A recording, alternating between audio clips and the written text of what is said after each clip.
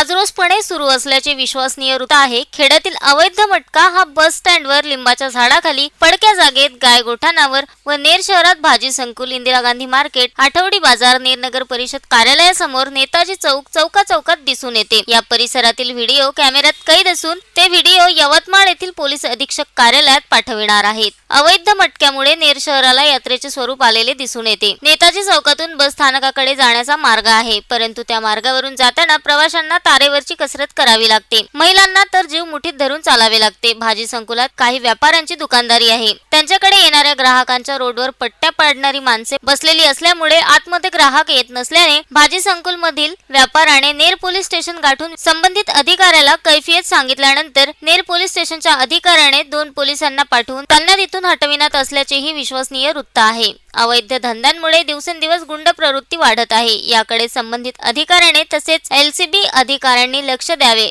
अशी जनतेची मागणी आहे। Navnath Daroi, the sting operation news, Ner.